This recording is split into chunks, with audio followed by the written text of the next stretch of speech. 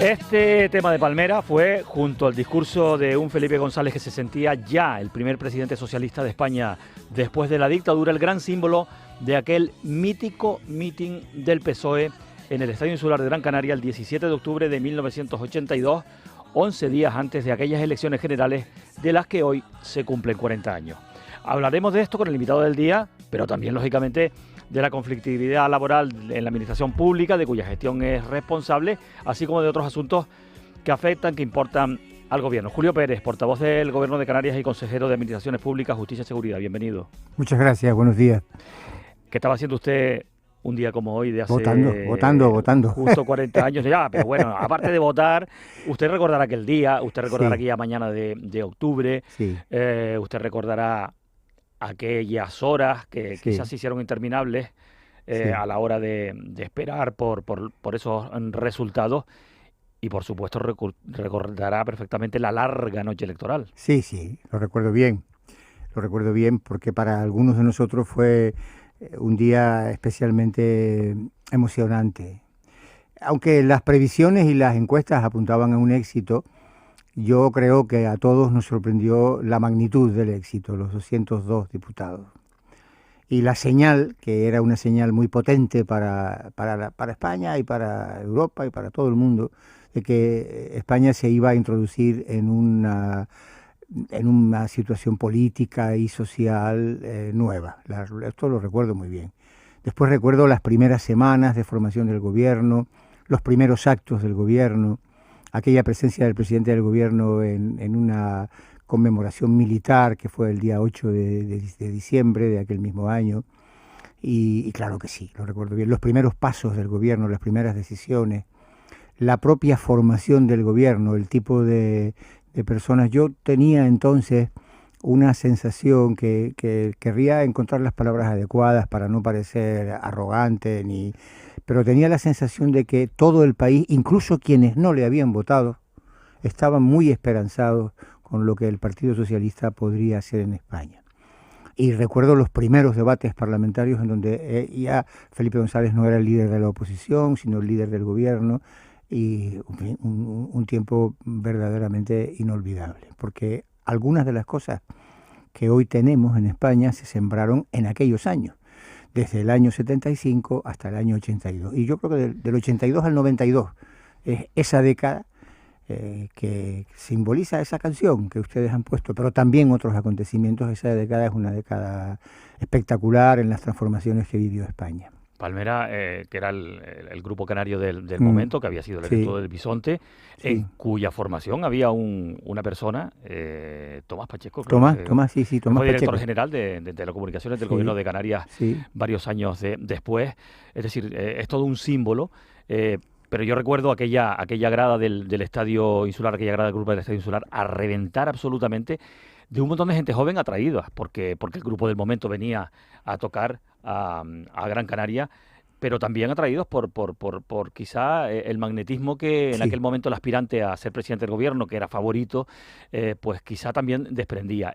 Usted decía que le daba la impresión de que en aquel momento no era solamente los votantes del Partido Socialista, sino incluso los no votantes del Partido Socialista quienes querían que se produjera un cambio y quienes estaban orgullosos con el cambio, pero sobre todo era la representación de todos los segmentos de edad. Había mucha gente veterana que deseaba el regreso de un partido de izquierdas después de tantos años de dictadura, pero después había mucha gente joven que tenía puestas las esperanzas pues en un cambio, en una España que todavía era aquella España cañí, ¿verdad? Todavía era aquella España gris y de los grises, y quizá era el momento en que tenía que producirse ese cambio que al final se produjo, ¿no? Sin duda. Yo creo que no hay que minusvalorar, yo soy el primero que acabo de decirlo, que creo que después del resultado todo el país estaba esperanzado, incluso los adversarios. Pero yo creo que no hay que minusvalorar lo que ocurrió entre 1975 y 1982, porque lo que ocurrió, en mi opinión al menos, y lo recuerdo bien, fue muy positivo en comparación con lo que podía haber ocurrido. Es decir, a la muerte de Franco y la coronación del rey, los temores no se disiparon automáticamente, no hubo una varita mágica de nadie que dijera se acabó la dictadura, comienza la democracia. Eso no ocurrió, fue un proceso muy laborioso y un proceso de entendimiento, de reconciliación y también de reconstrucción del pasado, de los movimientos que ahora están tan extendidos, de construcción de la memoria histórica o la memoria democrática, como ahora parece decirse, pues esos empiezan en ese momento con en fin, primero poco a poco y después con más intensidad. Pero sin duda ese proceso de algún modo tiene su culminación, de alguna manera, el 28 de octubre, cuando un partido político distinto alcanza el poder. Y algo que usted ha dicho, que lo decía el otro día Alfonso Guerra en un acto que tuvimos en La Laguna, en el Partido Socialista, un acto de partido, y no vengo yo hoy aquí a hacer propaganda de partido, pero sí que en aquel momento se logró unir en un proyecto de sociedad a personas de todas las edades y de todas las procedencias. Gente mayor que quería recuperar, como usted dice, pero también gente joven que quería abrirse paso. Probablemente aquel 28 de octubre también se contribuyó a intentar dar carpetazo a lo que había sido el gran drama que pudo haber cambiado a España pues apenas un año y medio antes, que fue aquel golpe de Estado del 23F. Pero hay que recordar que el día antes, el 27 de octubre, según ha recordado, porque no es una noticia nueva, obviamente, ¿verdad? Recientemente, hubo un serio riesgo, hubo detenciones de muchas personas vinculadas a la ultraderecha que tenían planeado no solamente volver a apuntar al Congreso, también al Senado, sino incluso al estamento militar establecido. Es decir, la posibilidad ya no solamente de un golpe de Estado, sino de un conflicto armado, que aquello se abortó el día antes. Claro que luego la victoria de Felipe González, pues en fin, digamos, sepultó de alguna manera todo aquello y se terminó olvidando, pero aquello también fue así. Yo no sé si usted recuerda, con algún temor, aquella jornada de reflexión. Sí. Y los días antes, por la información que usted manejaba. No, yo no tenía en aquel momento ninguna información singular, como otros muchos militantes del Partido Socialista. Lo que sabíamos era lo que se nos contaba, pero no teníamos una información distinta de la que tenía. Me refiero a los militantes de base, que es lo que en aquel momento era yo. Pero tenía en la sociedad, todos estábamos, la gente que tiene mi edad, estábamos y que habíamos vivido la tarde del 23 de febrero y conocíamos lo que ocurrió en Santa Cruz, por ejemplo. Estuvimos toda la noche pendientes de lo que podría ocurrir en Capitanía General, con un teniente general muy influyente, el capitán general de Canarias en aquel momento, del que no se sabía cuál iba a ser su posición definitiva, aunque parece que finalmente, digo parece en el sentido de que yo no tengo ninguna prueba, sino es lo que he oído y he leído, que era el teniente general González del Hierro, y que contribuyó también a que no prosperara el movimiento de Tejero y de Milán del Bosch. Pero ese miedo lo teníamos todos, no solo los socialistas, lo teníamos todos. Y yo creo que también lo tenía una parte de la opinión pública de derechas, porque nadie quería el regreso a una situación de enfrentamiento, una vez que se habían producido. Por eso pongo en valor lo que ocurrió del 75 al 82. Es verdad que pasaron cosas terribles, pero también es verdad que fue muy visible cómo la sociedad se desembarazó de una especie de envoltorio que tenía, que era artificial. Se quitó ese envoltorio la sociedad y empezó a manifestarse de otra manera. Y lo que hizo el Partido Socialista fue sintonizar con la sociedad. Yo creo que ese fue el gran mérito, ¿no? Y encontrar equipos directivos, en mi opinión, muy competentes, ¿no? También los había en la oposición, no debe uno dejar de recordar a quienes en aquel momento formaban parte de la oposición. Cayó Suárez, pero quedó otra gente al frente de los partidos de centro derecha y de derecha, con los cuales se pudo construir un cierto entendimiento, ¿no? 40 años del primer gobierno socialista después de la dictadura, y venimos al presente 2022. También hay un gobierno socialista en España y también lo hay en Canarias, en cohabitación con otros 3 partidos políticos. Vamos a cambiar radicalmente de asunto. Decía antes que digamos su principal, tiene 2 vertientes, su labor en el gobierno. Una es la de ejercer de portavoz, lo cual pues genera una responsabilidad, pero después hay otra responsabilidad que está directamente vinculada al conflicto dentro del sector público, que está siendo pues bastante variado, pero sobre todo muy intenso y muy denso. ¿Por qué dimitió hace unos días el director general del Servicio de Urgencias Canario? Porque no estaba de acuerdo con el sistema de gestión que habíamos implantado. Él lo ha dicho. Ha dicho, me ataron las manos. Él tenía una capacidad de gestión prácticamente ilimitada, despachaba directamente con el presidente del Consejo, que soy yo, que tampoco tengo ninguna capacidad ejecutiva, y él reclamaba una gestión más directa, por lo cual se designó una comisión ejecutiva. La comisión ejecutiva empezó a funcionar en abril, empezó a reunirse cada 15 días y él sintió que esto significaba una limitación del ámbito de gestión que él tenía hasta ese momento establecido. De manera que lo que hicimos fue lo que él nos pidió y después ha resultado que no le fue bien con sus nuevos jefes, dicho de un modo más coloquial. Lo siento porque ha sido un gestor excelente y porque la gestión es buena. Hay un problema estructural en la sociedad. Esa es una sociedad que arrastra unos déficits desde hace años y que tiene una especie de división interna entre lo que son emergencias y lo que no son emergencias. Y yo vengo sosteniendo que esto hay que resolverlo probablemente dividiendo la sociedad, porque hace cosas que no tienen nada que ver con la emergencia, como la gestión de facturas del Servicio Canario de Salud cuando no se pagan, o el transporte sanitario no urgente. Entonces, una cosa son las emergencias y otra cosa lo que no es emergencia. Pero eso no sería, no sé, crear, no le digo más burocracia, pero que crezca de una manera, en fin, que podría ser indiscriminada, ¿no? La gestión pública dentro de lo que es un mismo departamento. No, pero don Miguel, es que no es un único departamento. Somos dos consejerías que tenemos responsabilidades diferentes. La gestión de la seguridad y de las emergencias es una y la gestión de la sanidad es otra. Yo he sido en distintos momentos consejero de sanidad y una cosa es la sanidad ordinaria, atender los hospitales. La sanidad es la mayor parte de nuestro presupuesto, la mayor parte de nuestro personal y también es una parte importantísima, casi la mitad de la gestión de esa sociedad. Pero las emergencias son otra cosa, otro concepto, otra manera de gestionarlo, distinto. Lo entiende cualquiera y esto tenemos que resolverlo porque hay dos consejerías ahí. Pero eso no es discrepancia ni división, sino que nosotros hemos tenido en el gobierno de Canarias experiencias y en otros gobiernos de consejerías que se han dedicado, por ejemplo, yo recuerdo que llegó a haber una de turismo y pesca, me parece, en función de las circunstancias políticas, ¿no? Pero eso no es bueno, tiene que haber una unidad de dirección política y eso lo tenemos que resolver. Y después, hemos crecido mucho, hemos hecho un buen trabajo y perdón por decirlo en primera persona y necesitamos crecer también en presupuestos y en medios. Estamos aquí en este edificio donde yo estoy ahora, no es el mejor sitio para una sala de crisis ni para unos equipos de emergencia, tenemos que salir de aquí. En Las Palmas también estamos en el centro de la ciudad, no es buen sitio.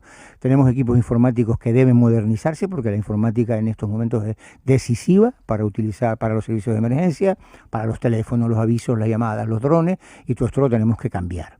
Pero todo esto son problemas normales que tienen y no tienen nada que ver con el gerente se ha ido y como digo, yo si lo siento, estamos buscando otro, no será fácil encontrar una persona competente. Elías Castro Feliciano, desde luego, no es sospechoso de no ser un experto en gestión de recursos humanos. Si le estoy diciendo que lo ha hecho bien, él lo ha hecho bien, la gestión es buena, pero no está contento con su jefe.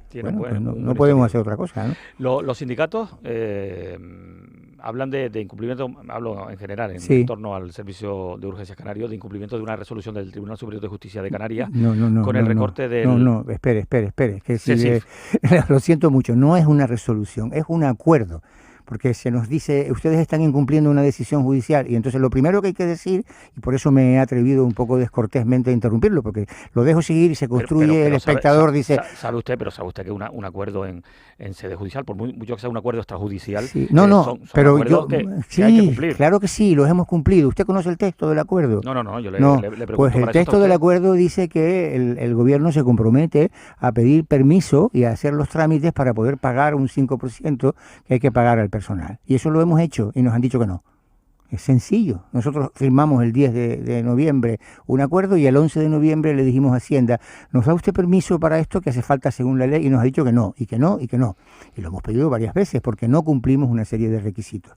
Pero desde luego los más interesados son los trabajadores, pero a continuación, inmediatamente después, los más interesados somos nosotros. Entonces, por eso le he interrumpido, porque dibujar una imagen de que hay una decisión judicial que es un acuerdo nuestro, no hay ninguna decisión judicial. Una decisión. No le he dicho que hay una sentencia. Una resolución, decía. Bueno, no hay ninguna resolución, no hay ninguna resolución judicial. Pero hay un acuerdo. Que insista en lo del acuerdo, que el acuerdo tenemos que darle, en fin, verosimilitud de lo, claro que sí, significa. Claro que sí. Le pregunto, dice que hay un problema con Hacienda, entiendo que son problemas técnicos. Sí. ¿Ha creado esto algún problema entre usted y el consejero Román Rodríguez? Ninguno. Por eso le interrumpo y por eso lo quiero aclarar. Ningún problema. ¿Cómo se va a poder corregir esto? Pues cambiando probablemente la ley. Nosotros estamos haciéndolo. Estamos intentando resolverlo de la manera que podemos. Hemos hecho todos los intentos. Entonces, por eso me revelo un poco ante una descripción del problema en donde hay una decisión judicial y una administración que no cumple, porque eso no es verdad. Y como no es verdad, yo tengo que decirle inmediatamente, no es verdad. Es un acuerdo al que llegamos voluntariamente, no es una condena que se nos haya impuesto. Y no nos hemos resistido a cumplirlo, todo lo contrario, hemos intentado cumplirlo. Pero para recuperar ese 5%, la ley exige que la comunidad tenga una serie de ratios y de características que en la comunidad autónoma, me refiero, que en este momento no cumplimos. Y los servicios de patrimonio nos dicen, ustedes no cumplen, no lo pueden hacer. Nosotros estamos buscando caminos, uno, otro, un camino lateral, pero no, yo me revelo ante la imagen de que la administración no cumple porque no quiere, sencillamente porque no es verdad. Y luego me da usted un correo electrónico, le envío los documentos para que vea que no es verdad. Ni hay resolución, ni hay incumplimiento. Todo lo contrario, voluntad de cumplir. ¿Qué calendario de posibles soluciones tiene este conflicto? Porque de lo que se trata es de eso, de resolverlo, ¿no? Bueno, estamos intentando, o bien que se produzca, alcanzar la situación en la cual podríamos resolverlo, para lo cual tenemos que cumplir una serie de exigencias que la ley impone, o bien modificar esa legislación y permitir que se... No es el único caso, hay varias entidades públicas que están como nosotros pendientes de que sea posible recuperar ese 5%. Yo no me atrevo a darle un calendario concreto, es raro el día, ayer lo hice, es raro el día en que no intentamos mover una pieza para intentar resolverlo, ¿no? Pero no es un problema de falta de voluntad política. Le pregunto por otro asunto que también es conflictivo. Recordará usted que cuando se empezó la pandemia y cuando tuvo lugar la cuarentena, el propio Gobierno de Canarias reconoció la labor, el esfuerzo tremendo que hicieron, pues sobre todo el personal sanitario, pero también todo lo que rodea a esa administración pública, y dijo que merecían, ese personal merecía una paga extraordinaria, que luego habría que gestionarla, porque estas cuestiones no se pueden sacar nunca de la chistera, porque la administración es como es, hay que velar por el control de los fondos públicos. Claro, ha pasado el tiempo y al final no se ha vuelto a hablar del asunto. Bueno, sí, se ha vuelto a hablar del asunto porque ahora sí hay cierta agitación. Bueno, diría que hay una agitación importante dentro del Servicio Canario de la Salud por esta cuestión. ¿Qué pasa con esto? Pues mire, la verdad es que desde aquel momento en el que yo mismo dije que, y yo creo que llegamos incluso a preparar unos documentos y unos cálculos con una estimación de una paga extraordinaria, estamos hablando del verano del año 20, ¿no? Me parece, estoy intentando... Sí, yo no sé decirle cuál es la situación en este momento y no querría yo opinar sobre algo de lo que no tengo conocimiento completo. Sé que el consejero de Sanidad mantiene contacto con los sindicatos y que el Servicio Canario de Salud, el esfuerzo que se ha hecho presupuestario para aumentar el gasto en el capítulo 1, que es como denominamos a los gastos de personal en sanidad, es verdaderamente significativo, ¿no? Es probablemente uno de los aumentos más importantes de los últimos años y también del año que viene. Pero en concreto sobre aquella paga extraordinaria que se propuso en aquel momento y en qué situación está en este momento, no puedo contestarle porque no tengo información, pero vamos, trataré de que mi compañero Blas Trujillo me la facilite para contestar a preguntas parecidas en este momento. De lo que no cabe duda es de que la retribución del personal sanitario en aquel momento merecía ser elevada y recibir unos complementos, y eso es lo que nosotros propusimos y yo no recuerdo qué curso ha tenido después, porque el vehículo para hacerlo, yo hablaba de ello en el Parlamento hace unos días, es un complemento de productividad que se distribuye regularmente entre el personal del Servicio Canario de la Salud. Sé que estoy cambiando de tema, pero ese mecanismo, el de la retribución por incentivos, por complementos, que no se aplica al conjunto de los funcionarios de la comunidad autónoma, los empleados públicos, sí se aplica en algunos ámbitos, la agencia tributaria y también el Servicio Canario de Salud. Y lo que se nos dijo en aquel momento desde los técnicos de recursos humanos es que había que introducir estas cantidades dentro del mecanismo de la productividad, que yo no sé si así se hizo o no se hizo, no puedo contestarle con exactitud. Efectivamente, para aclararlo, es que en aquel momento usted tenía de una manera temporal o provisional la gestión también de la Consejería de Sanidad, no es el caso ahora está desde luego Blas Trujillo. Le pregunto como portavoz del Gobierno. Ya sabe que hay ahora mismo una situación complicada de personas mayores que se quedan en los hospitales después de recibir el alta médica, pero esto no es una cosa de ahora, esto viene ocurriendo, yo por lo menos lo recuerdo, desde hace como mínimo 25 años. Sabe que es una cuestión que se le achaca a la Consejería de Sanidad, también se le achaca a la Consejería de Política Social porque no hay suficientes plazas residenciales para este tipo para estas personas que están en una situación muy complicada. Le pregunto por esto, sabe que desde la Patronal Turística de la provincia de Las Palmas se ha sugerido la posibilidad de ofrecer alojamientos turísticos al modo de que se hizo en su momento con los migrantes que estaban en una situación muy complicada, no había dónde alojarlos, como alternativa mientras no haya plazas sociosanitarias. ¿Cómo lo ve? Pues mire, no lo conocía. Me parece una propuesta constructiva. No querría yo que mi simpatía por la propuesta parezca una aprobación del Gobierno, pero no cabe duda de que es un asunto que... Usted habla de 25 años, yo creo que sí, que desde hace años tenemos un problema que se ha ido agravando por dos motivos. En primer lugar, porque el número de personas sigue siendo elevado y varios cientos de personas que están en esa situación, y en segundo lugar porque por una razón económica que es un poco incómodo de decir, pero hay que decirlo, que es que nuestros grandes hospitales, que es donde se suelen quedar estos pacientes de una manera indebida, no son los hospitales más adecuados ni por su organización, ni por su coste, ni por su modo de funcionamiento, ni por el tipo de personal para atender las necesidades de estas personas. Son normalmente personas mayores, son normalmente personas que no tienen una posibilidad de acogida familiar y a veces incluso las propias familias también son de alguna manera responsables. No lo tome nadie a mal, pero son personas que las familias no pueden en muchos casos y en otros no es que no puedan, sino que su voluntad es débil en ese punto y la sociedad tiene que hacerse cargo de personas mayores que están de alguna manera enfermas, pero no tan enfermas como para estar instalados en un hospital de agudos, donde las visitas son limitadas, la maquinaria hospitalaria es muy elevada, el personal es personal para atender enfermos agudos. Hay que diseñar instalaciones específicas.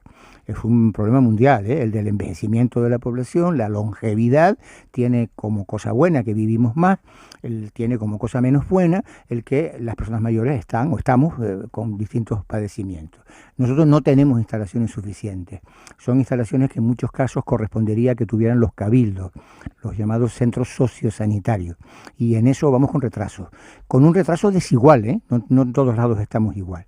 Y esa idea que usted dice, yo no la conozco. Yo he oído que en Tenerife se ha propuesto el recinto ferial como lugar para desalojar de inmediato a estos pacientes de los hospitales de agudos, pero cualquier cosa que hagamos puede ser positiva si la hacemos con cabeza. Eso puede ser una buena idea, pero habría que estudiarla. No quiero dejar de preguntarle por el caso Mascarillas, que es un asunto que desde luego incomoda muchísimo al Gobierno. Debería incomodar a todo el mundo, porque que desaparezcan 4 millones así como así, pues a nadie le gusta. Es dinero público al fin y al cabo. Ya sabe que ayer el empresario, el de RR7, pues en fin, desveló entre otras cosas que pues había habido pues un incremento de ese dinero para reservar, digamos, una partida de en torno a unos 100.000 euros para las comisiones de algún intermediario. Yo no le voy a preguntar que haga ninguna valoración sobre esto, pero sí le pregunto, ¿el Gobierno tiene pensado que en algún momento pueda tomar decisiones políticas sobre esto? Tal como usted ha formulado la pregunta, es imposible de contestar, ¿no? Porque en algún momento habrá que tomar decisiones políticas o no habrá que tomarlas. Formulada así la pregunta, no lo perciba usted como un reproche.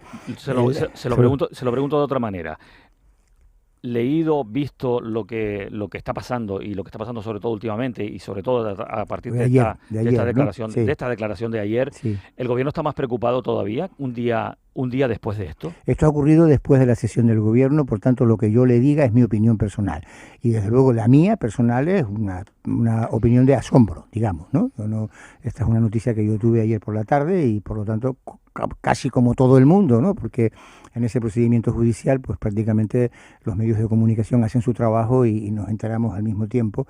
Quienes estamos actuando en el procedimiento, hay un abogado de la comunidad autónoma interviniendo en esas diligencias y al cabo de algunas horas y por los conductos reglamentarios yo tengo alguna información, como corresponde, porque el servicio jurídico depende de esta consejería, pero también se entera todo el mundo. Primera reacción, sorpresa, asombro. A partir de ahí, pues tendremos que examinar la situación y ver qué decisiones podríamos tomar en cualquier caso. Hay dos decisiones que ya están tomadas y que se están ejecutando. A través de la agencia tributaria, desde antes de iniciarse el procedimiento judicial, estamos ejercitando las actuaciones llamadas de apremio, que no han dado resultado hasta ahora porque no hay patrimonio, no hemos encontrado patrimonio, pero sigue la agencia tributaria intentando encontrar bienes que embargar y estamos actuando en el procedimiento. Ayer estuvo nuestro abogado interviniendo en esas declaraciones y yo no sé exactamente los detalles porque no me corresponde, pero ahí somos, como sabe, parte perjudicada y estamos queriendo que también en ese procedimiento se obtenga una recuperación del dinero a cargo de quien resulte responsable. Nosotros estamos queriendo recuperar el dinero. Lo demás, la pregunta que usted hace, que me parece pertinente, yo no tengo en este momento respuesta, salvo la mía propia. Yo estoy, como todo el mundo, o como casi todo el mundo, supongo, menos quienes tuvieran alguna información, sorprendido, asombrado. Quiero terminar preguntándole por una de las cosas del principio que tiene que ver con ese problema en general que hay de conflictividad laboral. Le pregunto por el plan de estabilización. Me consta que parece que ya hay una inminencia en cuanto a la posibilidad de ya dejar listo para terminar de resolver este asunto para que ese decreto pueda estar en tiempo y forma, ¿verdad? Sí, esa es la idea. Estamos con una parte muy delicada que es confeccionando el baremo de cómo se puntuarán los méritos y sobre todo la antigüedad y la experiencia con el objetivo, y yo lo digo con claridad, espero que no decir ninguna tontería, ¿no? O ninguna tontería reprochable, que el objetivo de que la antigüedad y la experiencia tengan una valoración que permita a quienes han sido durante tantos años temporales o interinos en situación abusiva, permita superar este procedimiento. Y ahí están los sindicatos que son los que entienden, nuestros técnicos que también entienden, viendo si se otorga medio punto, un cuarto de punto en una administración, en otra, en un puesto, en una plaza, en otra, para tratar de alcanzar justicia, que es lo que buscamos, y estabilidad. El propósito, yo lo digo muchas veces, políticamente, el propósito es que la inmensa mayoría de las miles de personas que están en este caso puedan superar estos procesos que han sido facilitados, y esa palabra puede usarse sin rubor. El caso del personal docente que avisa que van a competir con aspirantes peninsulares porque Canarias es donde más cupo hay, ¿se está negociando? ¿Qué solución puede tener finalmente? Bueno, la consejera está buscando, ayer hablamos en el gobierno de esto, la consejera está buscando métodos que compensen esas desigualdades. En educación son especialmente hirientes porque, por ejemplo, se puntúa el haber concurrido a posiciones y si en una comunidad se han convocado 4 y en otra no se ha convocado ninguna, pues eso genera una desigualdad, claro, que habrá que tratar de corregir. La consejera está intentando mitigar esa aplicación de principios generales. En otros ámbitos, por ejemplo el nuestro, nosotros estamos haciendo nuestro propio baremo. Nosotros, Canarias, y así, y espero que sea lo útil para que la mayor parte de los interinos y temporales se queden como fijos en la comunidad autónoma, fijos y para siempre. Consejero Julio Pérez, portavoz también del Gobierno. Muchas gracias por haber venido a la radio pública. Gracias sobre todo por su sinceridad y su claridad con las respuestas. Muchas gracias a ustedes y que tengan mucha audiencia y muchos éxitos. Saludos a todos. Suerte. Buenos días.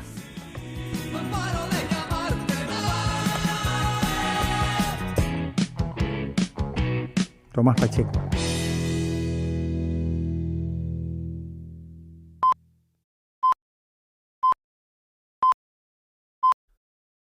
Son las 10 de la mañana en Canarias.